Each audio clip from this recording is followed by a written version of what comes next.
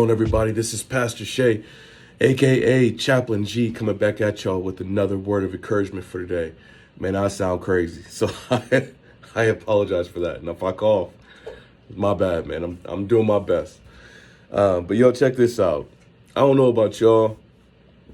Sometimes I struggle with anger, and maybe it's just because of the magnitude of the conversations I've been in recently. So it's been a lot about religious freedom, about spiritual health, about morals and ethics, and been receiving a lot of pushback. And maybe it's just the nature of the conversation I've been in, right? Of the conversations I've been in. But man, I struggle, man. Even as a kid, I remember struggling with anger. And not that I'm feeling angry this morning, but I was just kind of processing it this morning because I was reading through the Bible, of course, and I'm reading through Jesus's Sermon on the Mount. And I want to read this section to you. It's kind of a long section, so y'all bear with me a little bit. I'm not going to give a whole lot of commentary just so I can keep these things short. But yo, check this out, man, because anger is like a poison, and it's destructive. And if you don't check it, or if you don't understand the roots of it and try to dig those roots out, man, it just becomes a cancerous, venomous infection that spreads throughout your body. So, and not just your emotional health, man, your physical health, man. Like, you will kill yourself if you stay angry and bitter. And so check this out, man, from the Sermon on the Mount. This is Matthew chapter 5. It's going to pick up in verse 21. Check this out. It says, "You have heard that it was said to those of old, 'You shall not murder, and whoever murders will be liable to judgment.' But I say to you that everyone who is angry with his brother will be liable to judgment. Whoever insults his brother will be liable to the council. And whoever says, 'You fool,' will be liable to the hell of fire. So if you're offering your gift at the altar and you remember that your brother has something against you, leave your gift there before the altar and go. First be reconciled to your brother, and then come and offer your gift.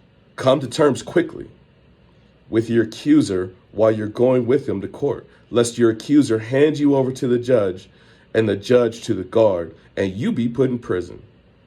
Truly, I say to you, you will never get out until you have paid the last penny." Here's what anger does.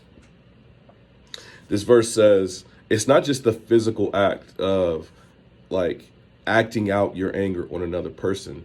It actually, it's like a deep-seated issue. So even saying something like "you fool," or you insult someone, or even if you have recurring bad thoughts about people and they go unchecked, this says you're going to be liable for that. And so not only is it you doing stuff to people, but if you know that you've harmed someone, that's what this verse 23 talks about. It says, if you're offering your gift at the altar and you remember that your brother has something against you, meaning that you've done something to somebody. So it's not just the anger you're holding. If you know somebody has something against you, you're not supposed to be all up in church, taking communion, giving your offering and kind of just putting up these prayers to God like ain't nothing going on. This verse says, nah, you know somebody got beef. Go figure it out. Go check yourself. Come to terms quickly, it says.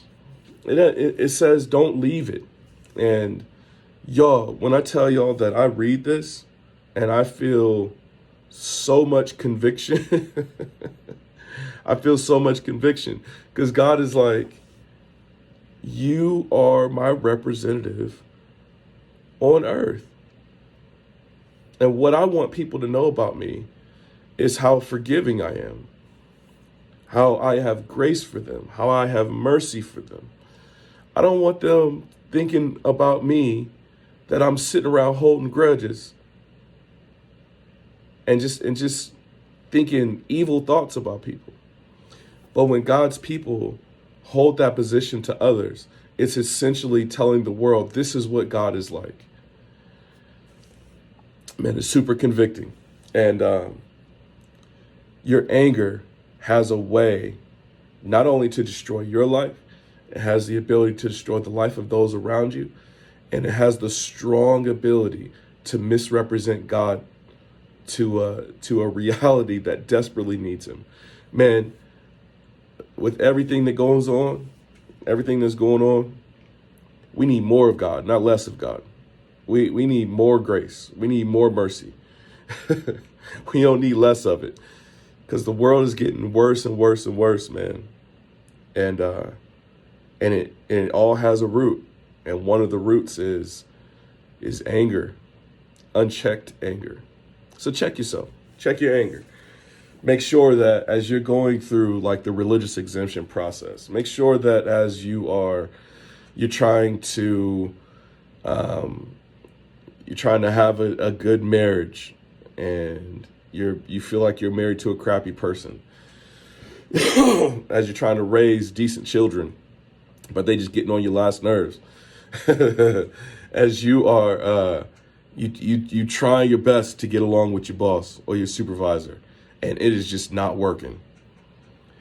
And that anger is just going unchecked. Check it, man. Check it, because it can do some major damage, not only your life, but the life of everybody else around you. So that's my word of encouragement for today. I hope y'all doing good. Man, as always, please make sure to like, share, please share this channel, comment, subscribe, interact with me. I'll be more than happy to interact back with you. But I love y'all, man. I hope y'all doing good. For the grace of God, this thing is just going to keep getting better. So until next time, yo, grace and peace.